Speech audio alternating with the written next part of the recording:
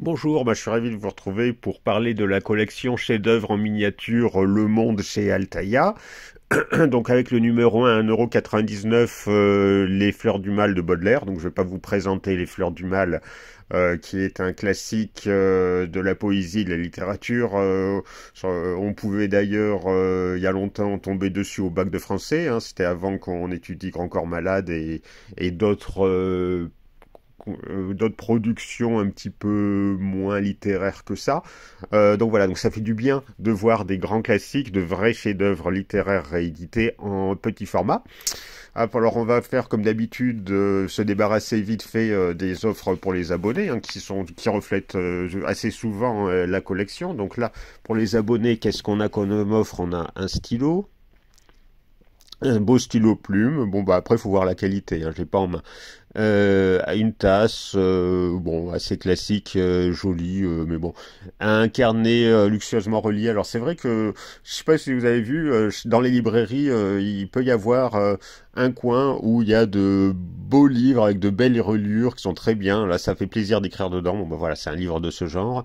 Et puis il y a des illustrations qui sont sympas. Bon, c'est pas mal. Et surtout, surtout dans cette collection, il y a des numéros illustrés, un numéro spéciaux illustré avec des illustrations d'époque, mais à petit format. Alors je sais pas ce que ça peut donner, de belles illustrations comme ça sur des petits formats, mais bon, c'est pas mal.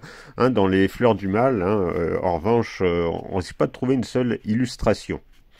Donc je vais passer aussi, j'ai oublié de dire qu'on pouvait avoir une jolie bibliothèque, hein. Bibliothèque 40 x 70 x 7,4 cm. Voilà, une bibliothèque en bois. C'est le même type d'offre que pour la collection des mini-livres Disney. On a aussi droit à une bibliothèque, hein, si vous avez vu ma vidéo sur cette collection. D'ailleurs, je vais pouvoir faire comparaison entre les deux, hein, puisque là, c'est le numéro 1 de cette collection, alors qu'on en est déjà au numéro 21 chez Disney, dans les mini-livres Disney. Cette collection est décrite comme luxueuse, hein, édition luxe, hein, comme vous pouvez le voir.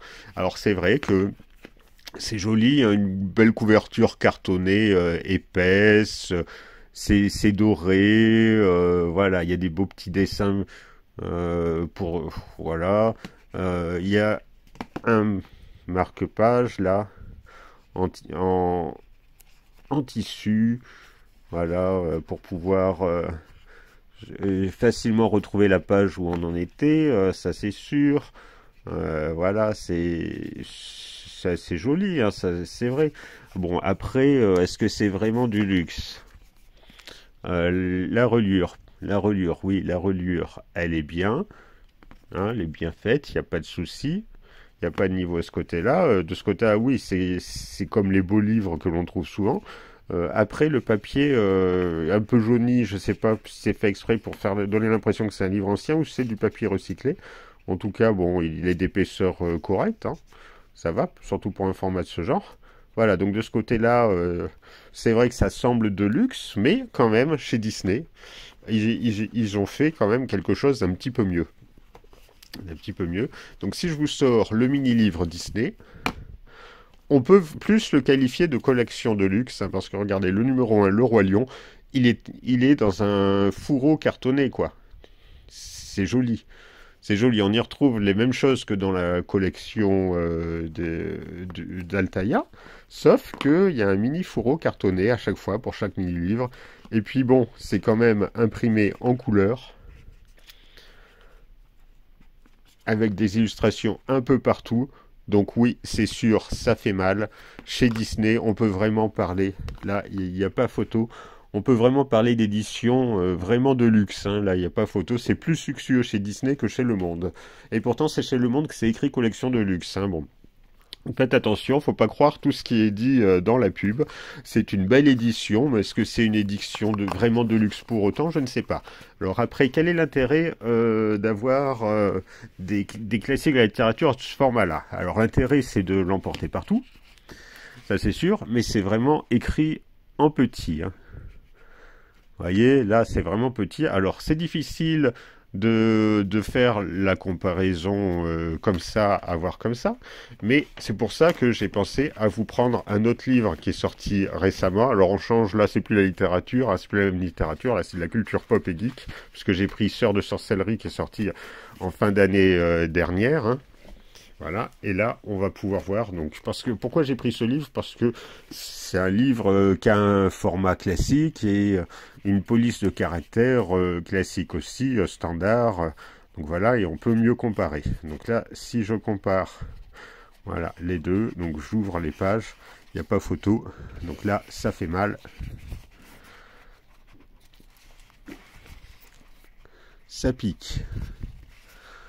Regardez un peu la différence de taille de police de caractère.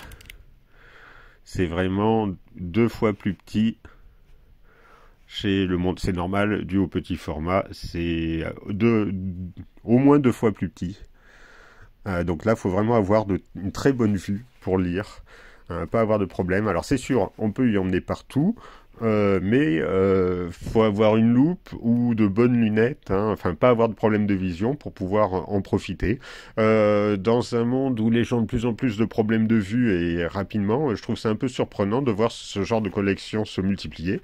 Mais bon, à part ça, c'est vrai que c'est quand même un beau livre en miniature, ça se range plus facilement, c'est sûr, ça fait plus de place, ça tient moins de place dans la bibliothèque, ça fait plus de place dans la maison.